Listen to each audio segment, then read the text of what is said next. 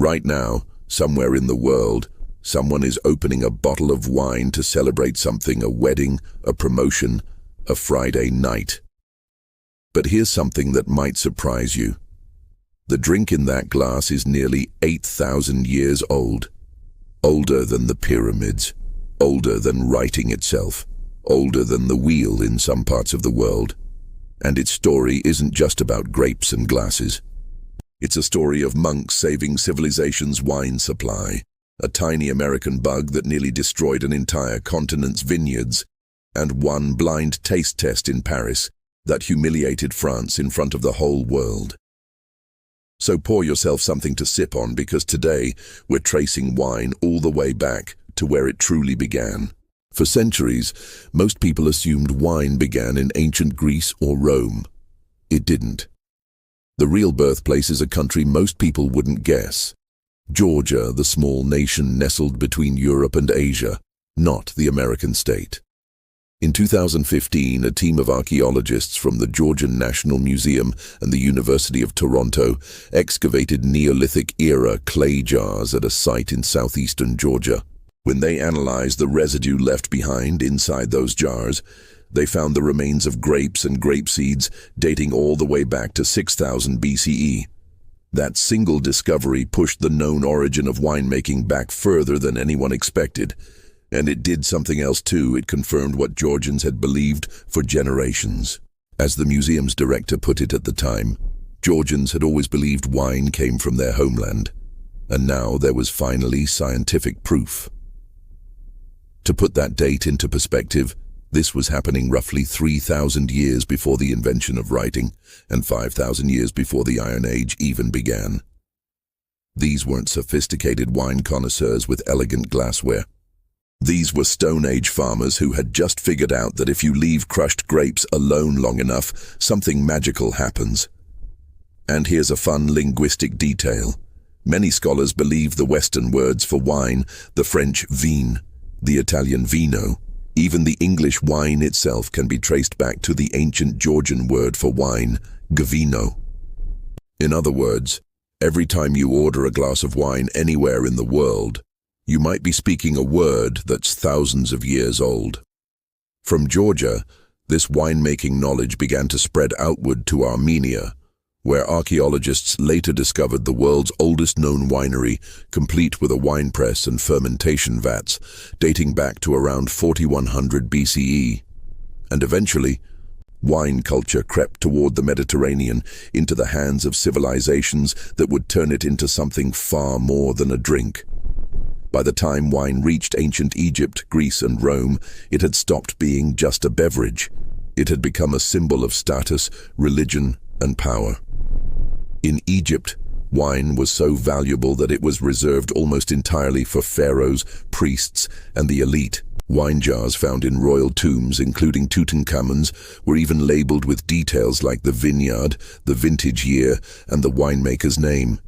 Basically, ancient Egyptian wine labels weren't so different from the ones on your bottle today. The Greeks took things further, weaving wine directly into religion and daily life.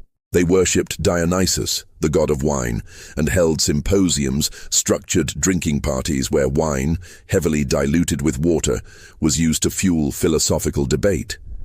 Drinking wine undiluted was actually considered a barbaric habit in Greek society, a mark of someone who couldn't control themselves. Then came Rome, and Rome did what Rome always did. It scaled everything up. The Romans planted vineyards across their entire empire, from Spain to modern-day Germany, and turned wine into an everyday drink for soldiers, farmers, and senators alike.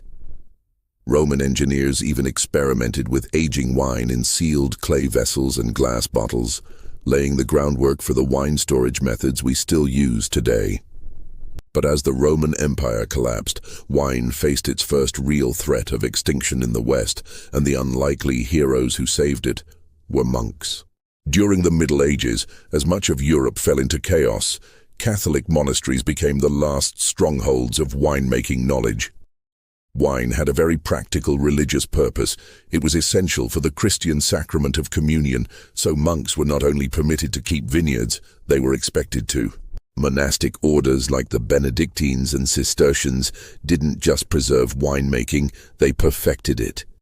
They meticulously recorded which plots of land produced the best grapes, effectively inventing the modern concept of terroir, the idea that the specific soil, climate, and geography of a vineyard shapes the character of its wine. Many of France's most famous wine regions today, including parts of Burgundy, can trace their reputation directly back to careful record-keeping by medieval monks nearly 1,000 years ago. Without them, entire grape varieties and techniques might have vanished during Europe's darkest centuries. But the wine world's biggest crisis wasn't ancient history, it was still to come. And it arrived in the most unexpected way possible, on the back of a tiny American insect. In the 1860s, French vineyard owners began noticing something deeply unsettling. Our perfectly healthy vines were mysteriously wilting and dying, seemingly overnight, for no reason anyone could identify. The culprit turned out to be phylloxera, a microscopic aphid-like insect that had hitched a ride from North America to Europe, most likely on imported American vine samples. Phylloxera attacked grapevine roots, and European grape varieties had absolutely no natural defense against it, since they'd never encountered the pest before. The devastation was almost unimaginable. By 1900, phylloxera had destroyed over 6 million acres of European vineyards and, my friends, French wine production collapsed from 84.5 million hectoliters in 1875 down to just 23.4 million by 1889, a staggering drop that devastated entire farming communities and emptied out wine regions that had operated continuously for centuries. For years, nobody could figure out how to stop it. Vineyard owners tried flooding their fields, applying chemical treatments, even burying live toads under their vines as folk remedies. Nothing worked. The eventual solution was almost poetic. Scientists discovered that American grapevine roots, the very species that had brought phylloxera to Europe in the first place, were naturally resistant to it. So European vineyards began grafting their prized French grape varieties onto sturdy American rootstock. It worked. And remarkably, the vast majority of wine grapes grown across Europe today, the grapes behind your favorite Bordeaux or Burgundy, are still growing on American roots to this very day. The plant that nearly destroyed European wine ended up being the exact thing that saved it. Europe's wine industry recovered, but its dominance wasn't going to stay unquestioned for long. A century later, an entirely different country would challenge it in the most humiliating way imaginable. By 1976, French wine wasn't just respected, it was considered untouchable. Bordeaux and Burgundy were assumed to be, without question, the finest wines on earth. Then a British wine merchant named Stephen Spurrier decided to organize a blind tasting in Paris to mark America's bicentennial, pitting top California wines against France's most prestigious labels.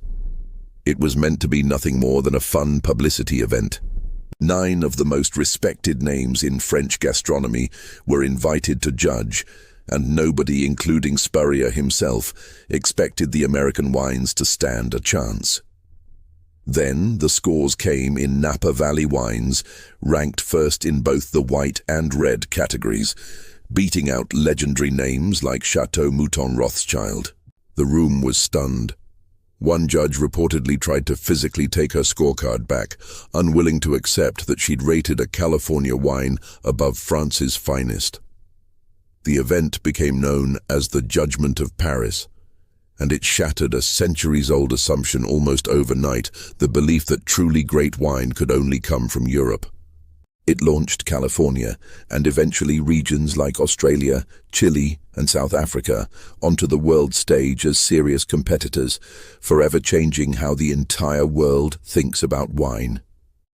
Please like and subscribe my channel.